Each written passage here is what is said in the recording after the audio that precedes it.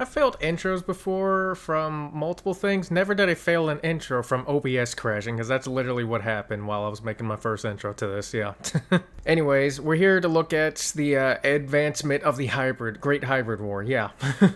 Yep, the tournament for the top 16 seems to have advanced, and now it's from top 16 to top 8. Curious to see how this is gonna go. I'm gonna be rooting for my boy Nemi, which is the hybrid made by Pixel Studios, and hopefully he'll make it into round 2. Yeah. Oh, thank God this video was posted before I went on vacation, because I'm glad I got to see it now before I went. Yeah. Oh yeah, I'm not on vacation. As the time of recording this. As the time this comes out, I'm probably on vacation now, then yeah, so yeah. Hopefully. Depends on whether my car gets repaired on time or not. The AC don't work and there's a flat I gotta fix, yeah. Other than that, well, I got nothing else for this intro, so we're just gonna go and jump right into it. So let's go and do that now, shall we? With the 2.0 scourging and multiplying its way across a dinosaur park and beyond, a call was put out to stop this monstrosity. Over 1,600 geneticists and engineers answered. Amongst the myriad of fantastic creations, less than 1% could make it into the top 16. And these 4 squads of 4, the cream of the crop, now stand their final tests. Now, just a refresher on the rules here. While we are putting these hybrids against each other in the competition, they aren't getting pitted against each other in an actual fight. Yeah, true. You can think of this top 16 like a squad sent against the 2.0 horde. There is no question that each of them has the capability to kill an Indominus 2.0 in a head-to-head fight given the right circumstances, with either strategy, luck, or raw power. The question will be answering who would have the best odds in that head-to-head fight against our Okay, I was right. Alright. monstrosity. All of the contestants will be pitted against a healthy adult 2.0 on neutral flat ground with more than enough space to maneuver. No setup, no ambushes, no tools, no advantages. A fair and Correct me if I'm wrong, but I'm pretty sure these rules are gonna get harsher as they go on, too. square fight. The evaluation method was discussed in a previous video, but to recap, the aspects taken into account will be the following. Criteria number 1, which of these two is capable of bringing down the 2.0 in less time? Taking a larger percentage of the evaluation score is number 2. What will the health condition be after the fight is over? Will the hybrid remain unscathed, or will it be critically injured? Or will it die after the fight? The next criteria, and less heavy to the evaluation score, is number 3. What is the likelihood of this animal being outsmarted in the fight? Finally, number 4, and the one that carries the most weight in the final evaluation score. How many fights out of 10 I have a feeling a lot of sauropods is gonna be winning this. Yeah. would the hybrid win against the 2.0? With this in mind, and with our aces lined up, now we begin to decide who is the champion. Matchup number 1.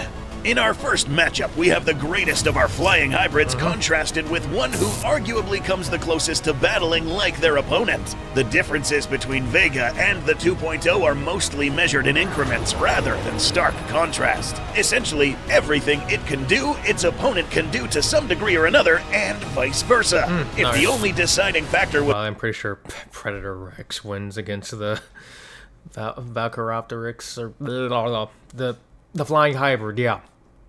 Who would take the least amount of damage dispatching a 2.0, the Valkyrie actually would come out victorious with far less damage. Really? Relying on long distance, long reach peck Well, I attacks. guess that makes sense, because it is more, hold on, what did he say? The creator of, the Dino Tante, the creator of it, told me commented about it. Hold on, let me see. Yeah, his hybrid is more about evasion and precision, yeah. So I guess that makes sense, that it take less damage, yeah. And it can fly, so, yeah. Dive bomb maneuvers, Which is really helpful for, not taking hits, yeah. it could inflict lethal damage on Although even... I do feel like the moment it does get hit, that's gonna be it, yeah. Very glass cannon-esque, yeah. Honestly, I could see this I can see that fighting the Indom 2.0 being kind of like a Dark Souls boss. Like, take it, hit it a few times, back up, dodge and weave, hit it again, back up, dodge and weave, all that stuff. Yeah, or at least that's how I see it. The 2.0 if it lands enough headshots. A beak that big, with that much force behind it, at this size can rupture bone and cause lethal brain damage. Alright, well maybe I underestimated you, okay? However, it is a glass cannon. Oh, okay, It can certainly win without taking any major hits in return, but if the 2.0 manages to grab its aerial adversary or not get back enough that it can get off a charge and tackle, it'll be curtains for the Valkyrie of Valhalla. Basically, Valkyrie would win if and only if it doesn't let the Indom land any hits in return. So it's gotta, what's the right word? This thing has to be precise, which, you know, made for that. And because if it messes up, the way I see it, there's no room for error with this thing when it comes to attacking this thing. Because one error, the way I see it, one error, and then it's curtains. That's unlikely, given our scenario rules.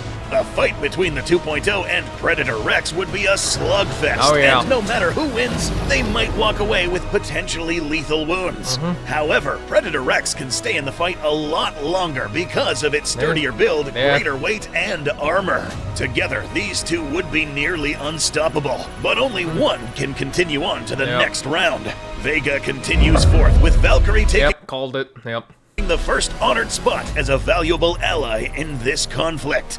Matchup number 2.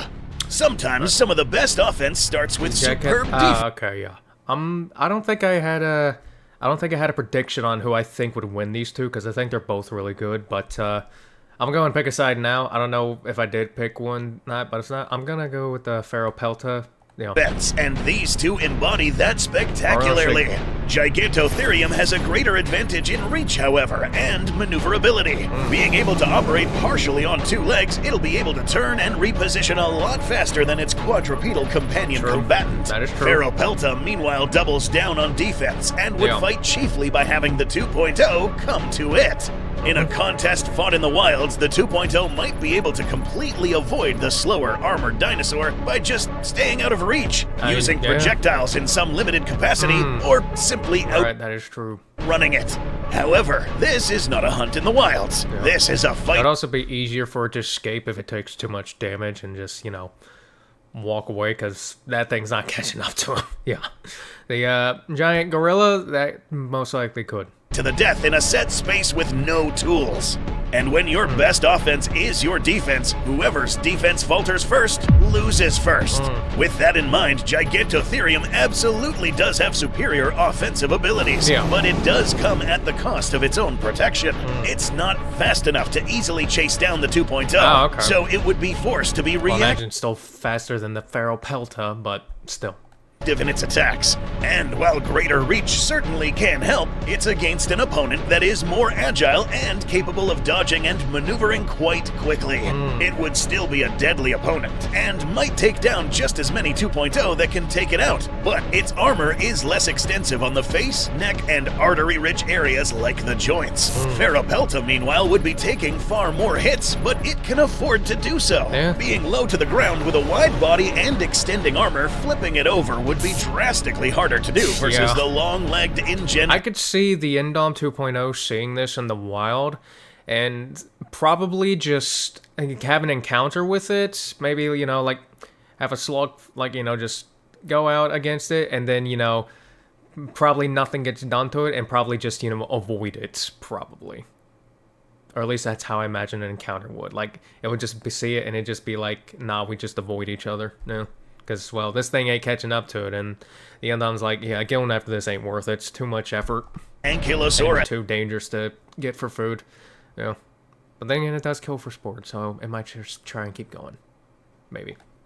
Surprisingly enough, one of its best assets might actually be its jaws. With the 2.0 wisely trying to avoid the tail, most of its they put like a jaw thing on it, too. A bite nipping thing in it, Attacks would have to be directed at the face, and while it might be nimble enough to dodge slower charges and horn stabs, its feet and hands would be in grappling range by that sharp beak. Ceratopsian dinosaurs probably like break his wrist, maybe rip it off. Have the strongest bites of any herbivore to ever live on land. Really? Seizing hold of a limb would prove a viable strategy to follow up with a charging rush or slowing down the 2.0 enough to whirl around for a tail strike. Gigantotherium definitely brings better offensive options to the table for the coming conflict, but the literally ironclad defense of its comrade carries Ferropelta.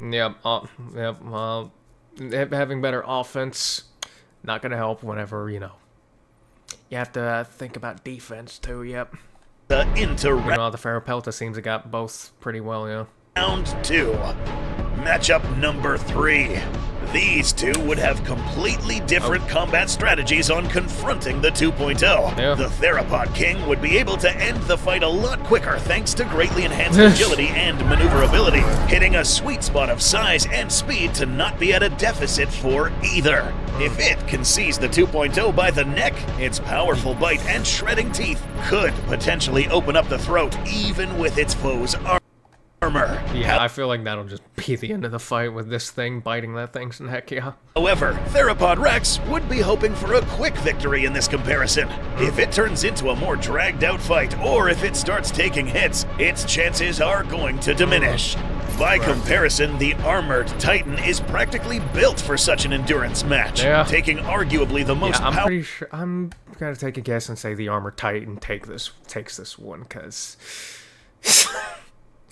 Yeah, this is go back. This is not something I would want to have a slugfest with, alright? I'm gonna hurt myself so much just by having a slugfest on this thing. And then it's gonna jump up and stomp down on my back or break it or something. Powerful land animal to ever live, another sauropod with superb reach, and giving it armor means it can take hit after hit without risking any shots to the vital. And it probably whip the shit out of you with its tail too. It might wind up slashed, bitten, and bloodied, but it could weather the storm long enough to get a retaliation hit in and secure victory.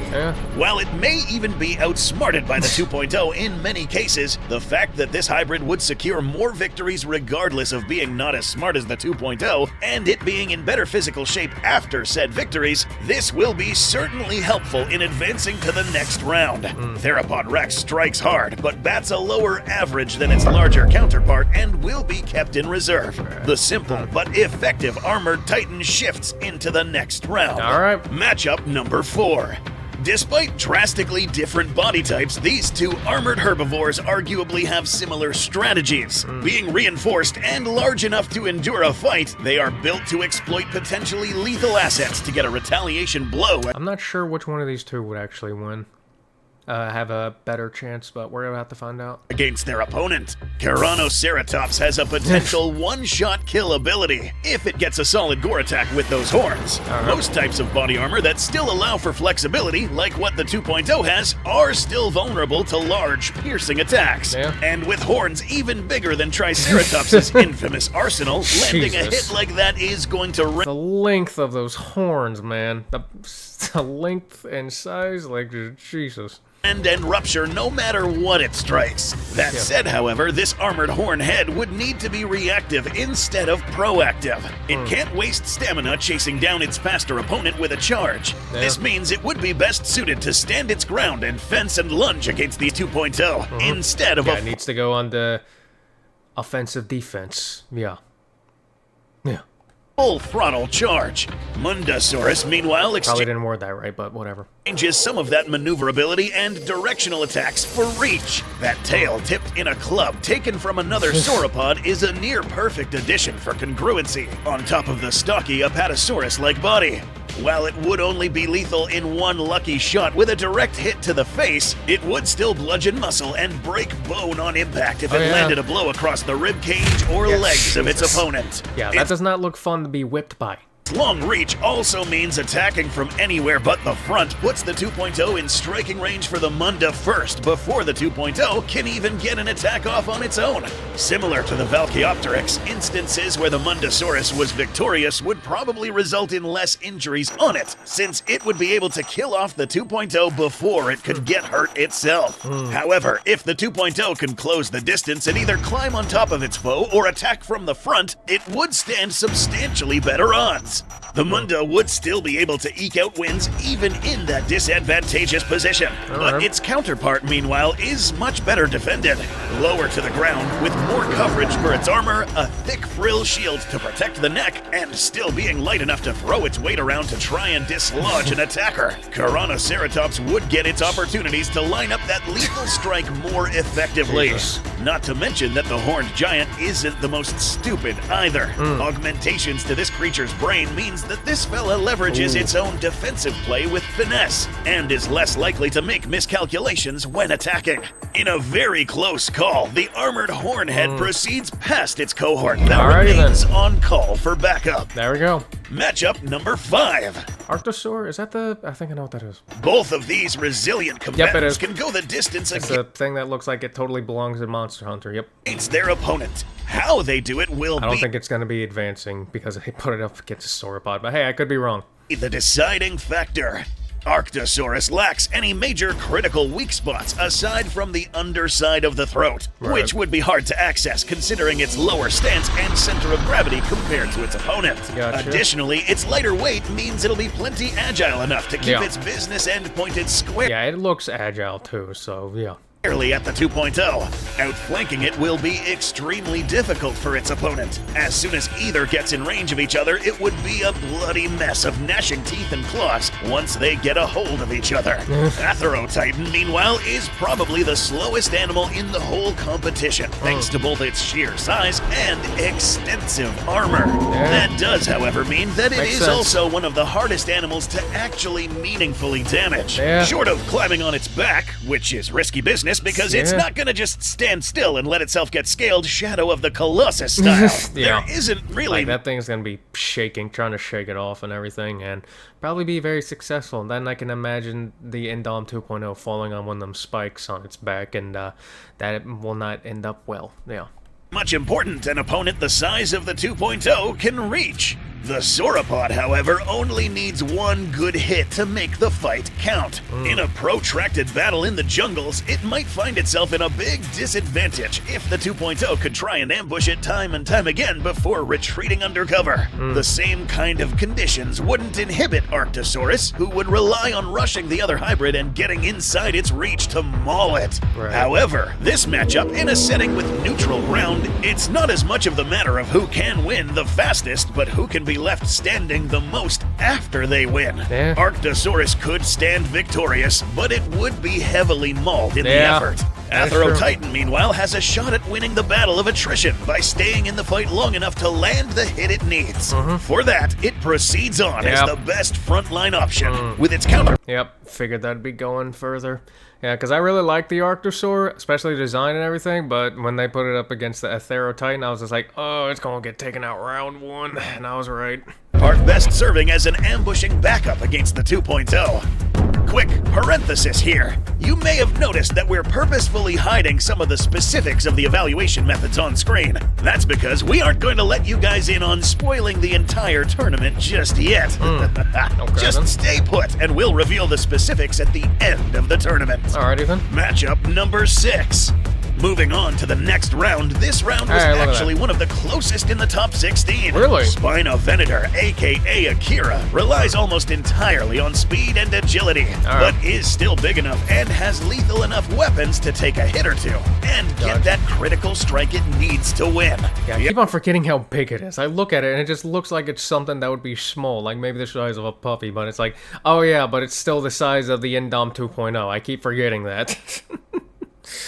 Yeah. I'm sorry, the thing looks like a pet, and I want one as a pet. It just does. It's just... yeah. I feel like it's something fun on Tatooine, too. Just, yeah. Yamab Brontorax, aka Gilgamesh, is an armored tank, but one with surprising amounts of agility and maneuverability to put some speed behind that power. Both of these hybrids are very well defended, one with armor to take hits, and the other with agility to dodge hits. Akira would have a way towards a clean victory, whilst avoiding most chances of retaliation blows from its opponents, getting it by the back of the neck and attacking the flanks or spine where it is hard to reach. Biting into it can prove a surprise. I didn't say who I think would win. As much as I like Akira, I don't think it's gonna win against Gilgamesh, nasty strategy, as it might result in a bundle of quills getting jammed into the 2.0's mouth. However, that kind of defense does mean that Akira is still put at risk of a nasty injury. It certainly is well defended, but its counterpart Gilgamesh would be able to weather hits much more easily. And unlike most of the other armored hybrids, Gilgamesh does still have some predatory weaponry of its own. With its powerful jaws and sharp teeth it can use in tandem with sheer size and its spiny defense. allowing it to win a matchup with the 2.0 quickly with a swift trample and bite combo. Yep. For now, Akira will be kept on call for the critical role of dispatching the faster, younger 2.0 packs before they have a chance to grow in size or number. Okay. Out of the final 16, Akira is the best at this task. Gilgamesh, meanwhile, proceeds on to the next round to fight the big Called it. ones. Matchup number 7. Both of these hybrids are heavily armored and would take a lot of abuse to finally These are get both sauropods, I believe. Yeah. brought down. So Lucano Venator steps into the Never mind. Look, it's been a while. I don't remember absolutely everything. All right. fray with somewhat less defense in exchange for greater reactivity and agility, whereas its counterpart, Armatus Gigantus, Yeah, I think this is winning. Yeah. instead maximizes raw size and defense. Of the two, Armatus Gigantus would be the one taking the most damage in most of the scenarios it comes out victorious. Yeah. Its armor is not entirely extensive across the whole body. However, that body is nothing to sneeze at either. Yeah. It would be slow, it would have a hard time landing a hit in some situations, but it only needs to hit once. Yep. Even a glancing strike from the tail would mean the 2.0 just had multiple times its own weight smashing into it. If that doesn't kill, it would at the very least disable long enough for a follow-up stomp. Yeah. And because Armatus Gigantus doesn't have extensively bulky armor, it would be able to land those hits more easily than if it was completely covered in spikes and plates. Venom doses from the 2.0 would also be staved off thanks to sheer size and a powerful immune system. Alright, nice. Lucano Venator, meanwhile, would be substantially more reactive and able to brawl more effectively than its counterpart. Right, What it might yeah. lack in seemingly lethal claw and bite attacks, it makes up for with speed and lateral armor that can stab and rend. Grappling it or wrestling with it carries a hefty risk of a saw-bladed tail swipe, and the lucky shot to the head or neck could be a death blow right out the gate. Deciding between these two is tricky. I guess Despite so. the size difference, Lucano Venator would have actually done better against the 2.0 in a confined space like a forest. However, evaluating that fairly would be impossible because this competition needs neutral ground. Right. Because the tank of its team would survive more close-up battles, Lucano Venator will be kept in reserve for deployments against 2.0s in jungle environments, as it's colossally titanic. And yep, and the sauropod wins like it guessed, and my dog's going off. But yeah, it just seems putting a sauropod against anything just... Yeah. Yeah, well, except for the trike, you know. Ally proceeds on. Matchup number Alright, 8. Here we go. I don't know who's gonna win this. They're both really powerful, but I'm rooting for my boy Nemi. This round was one of the hardest ones to call. I bet. Both of these hybrids are powerhouse brawlers that can hit hard and take hits while still having plenty of dexterity. Nemi Faganex has some of the most devastating weapons in the top 16, including one of, if not the most powerful bite amongst the roster. And with its stocky frame and powerful build, it would be able to weather a lot of abuse while landing these critical bites in the midst of a brawl. Its counterpart, Monstro trades some offense for more armored defense, while still having plenty of capability for brawling all on its own. A fight with either of these two pitted against a 2.0 would be a bloody, messy affair if one of the sides didn't get a critical hit right out the gate with a bite to the throat. Both teammates are capable of grappling and following up with a devastating hit, while also not being so extremely heavy that they would be cumbersome. Yeah. Based on raw stats such as weight and distribution, the 2.0 is still more agile than either of them. But the gap wouldn't be insurmountable with their own dexterity and great reach. While we determined that Nemi would actually kill faster given its greater bite capabilities, dexterity, and speed, and both hybrids' genetic contributors allowed it to be relatively equal in terms of smarts, the deciding factor came down to the type of armor and health after the brawl. In this specific evaluation round, this is determined by both criteria 2 and 4. While the crocodilian contributors on both the 2.0 and Nemi are very resistant to different forms of damage, the curved and thick claw shape of Allosaurus annex, previously referred to as Saurophagonex, is actually one of the most effective rending claw shapes in the animal kingdom. If backed up by sufficient force, this shape could pierce even the thickest hides, bolstered further by iron deposits present in both of these animals. This means that this matchup, 2.0 versus Nemi, will be a bloody mess regardless of who wins. I like it. Its health will be affected more. An attempt to mitigate this was the addition of alligator DNA, animals that are known to reduce blood flow to injured limbs. This works to some degree, but not so well in the midst of combat. Depriving a limb from blood flow during use will end up working against both of these hybrids regardless, unable to carry oxygen to the muscle and take away lactic acid and carbon dioxide. Either you bleed and try to end the fight as quickly as you can, or mitigate blood loss and fight with a less functional limb. Monstro, on the other hand, is clad in armor that is more resistant to this certain type of weapon. Keratin scale armor from the pangolin Monstro's gonna win, isn't it? bolstered with iron. While slower and more sluggish than Nemi, this armor would allow Monstro to stay in the fight longer, while fending off claw damage that would otherwise hurt Nemi more often. Tanking damage better with an effective immune system, a robust build, and lower center of gravity than its counterpart, we found that this creature would likely pull more wins. Granted, in a longer time, but also remain in a healthier state after each victory. It is a shame to see a formidable hybrid like Nemi be left behind this early. But oh well. Hey, it was. Hey, put up a good fight at least, yeah, or at least by the sounds of it. But damn. he will be kept in reserve as the heavy assault striker to act as backup for the rest of the squad advancing to the next round. And with the conclusion of the first round, we can now eagerly anticipate what the results of the next contest of these aces will be. Keep in mind, the results of any of these comparisons could have wound up the other way had the random drawing selected differently. Yeah, that is true, yeah. So, be sure to congratulate those not proceeding on, as we prepare for round 2 today. Hey, everyone did good. I mean, getting up here in general is just a huge accomplishment, so at this point, we're just here to see who can go even further. Yeah. Throw down the results and find out who among this now final 8 will continue. Alright, let's see. Alright, I'm gonna go ahead and make some predictions here, yeah. I'm gonna say the Ferrop beats the Predator Rex. I'm gonna say the Armor Titan beats Barbaricus, yeah. And as for the Athereo Titan versus Gilgamesh, I believe that's Gilgamesh, yeah.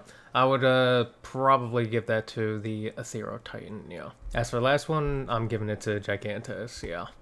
So yeah. To me, it seems like defense is the main play of the game with a good offense, yeah. But hey, I could be wrong. We'll see what happens, yeah. I think I'm going to be rooting for the Ferrop for going to the end, though, yeah. I think that's what I'm going to be rooting for, yeah. Anyways, let's get back on this. You closer to determining the champion of the first great hybrid war.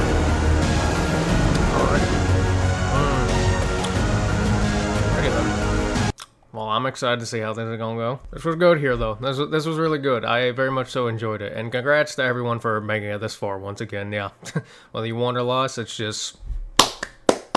I mean, you made it top 16. That's an accomplishment in itself, yeah. Pretty sure I already said that, but my memory sucks, so yeah. Anyways, like I said, I'm excited to see how it's going to go in the future, and I guess we'll find out. And until then, I'm going to go ahead and end the video. So, if you enjoyed it, check out the original video, which will be linked in the description below. Go support Goji Center for making this. It'll be linked down in the description below as well. Don't forget to like, comment, subscribe. Have a good day, and I'll see you in the next one. Goodbye.